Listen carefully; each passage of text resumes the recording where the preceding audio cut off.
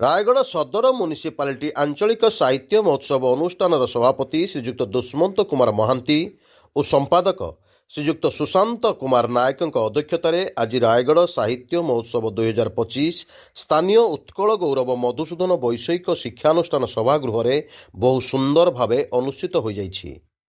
ଆୟୋଜିତ କାର୍ଯ୍ୟକ୍ରମରେ ମୁଖ୍ୟ ଅତିଥି ଭାବେ ସାହିତ୍ୟିକ ଶ୍ରୀଯୁକ୍ତ ବେନହୁର ଦାସ ଓ ବିଶିଷ୍ଟ ମୁଖ୍ୟ ଅତିଥି ଭାବେ ଅତିରିକ୍ତ ଜିଲ୍ଲାପାଳ ଶ୍ରୀଯୁକ୍ତ ନବୀନ ଚନ୍ଦ୍ର ନାୟକ ଯୋଗ ଦେଇଥିବାର ଦେଖିବାକୁ ମିଳିଥିଲା।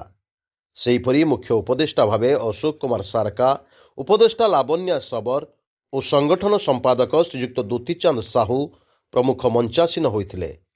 କାର୍ଯ୍ୟକ୍ରମରେ ସହରର ବହୁ ସଂଖ୍ୟକ ଭଦ୍ରବ୍ୟକ୍ତି, ମାତୃମଣ୍ଡଳୀ, ଶିକ୍ଷାବିତ୍, ଛାତ୍ରଛାତ୍ରୀ ଓ ସାହିତ୍ୟପ୍ରେମୀ ଯୋଗ ଦେଇଥିଲେ।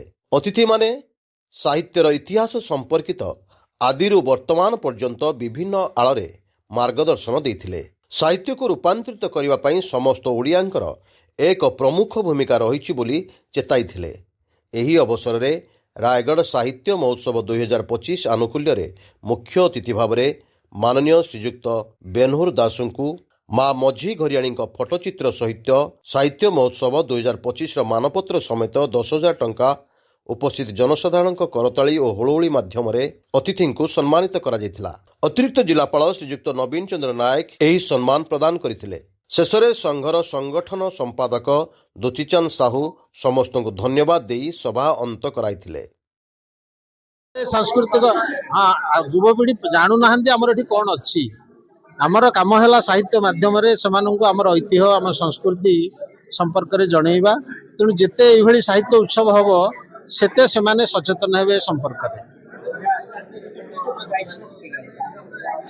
ସେ ଗୀତ ଦେବଦୁର୍ଲଭ ଦାସଙ୍କର ନବ କିଶୋର କିଶୋରୀ ପ୍ରାଣନାଥ ବିମ୍ବାଧରେ ବଂଶୀ ଚାପିଲେ, ଇୟାକୁ 16ଶ ଶତାବ୍ଦୀରେ ଲେଖିଥିଲେ ଦେବଦୁର୍ଲଭ ଦାସ।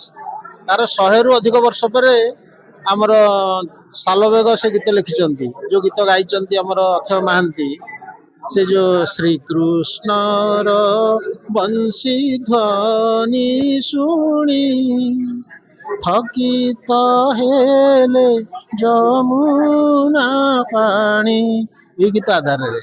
ତେଣୁ ସାହିତ୍ୟ, ସଙ୍ଗୀତ ଏମିତି ଧାରା ଚାଲିବ। ଯେତେ ଭଳିଆ ଉତ୍ସବ ହବ ସେତେ ଭଲ।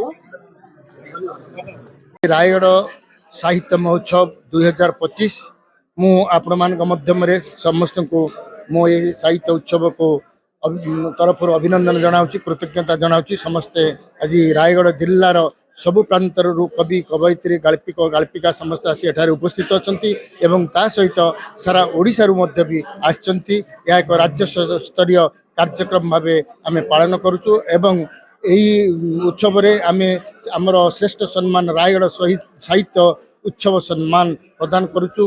ଚଳିତ ବର୍ଷ ବିଶିଷ୍ଟ କଥାକାର ଦାସ ବେନହୁର ମହୋଦୟ ଏହି ପୁରସ୍କାର ପାଇଛନ୍ତି ଏବଂ ଆପଣମାନଙ୍କର ସମସ୍ତ ସହଯୋଗରେ ଏହା ସମସ୍ତଙ୍କ ଦ୍ୱାରା ଆଦୃତ ହୋଇପାରିଛି ଏବଂ ଆମ ଜିଲ୍ଲାର ସବୁ ଲୁକ୍କାୟିତ ପ୍ରତିଭା ଯେଉଁମାନେ ବର୍ତ୍ତମାନ ଛାତ୍ର ଅଛନ୍ତି ସେମାନେ ମଧ୍ୟ ଛାତ୍ରଛାତ୍ରୀ ଲେଖାଲେଖି କରୁଛନ୍ତି, ସେମାନେ ମଧ୍ୟ ବି ଏଥିରେ ସୁଯୋଗ ପାଉଛନ୍ତି ଏବଂ ସମସ୍ତଙ୍କୁ ନେଇ ଆମେ ରାୟଗଡ଼ ସାହିତ୍ୟ ମହୋତ୍ସବ ପାଳନ କରୁଛୁ।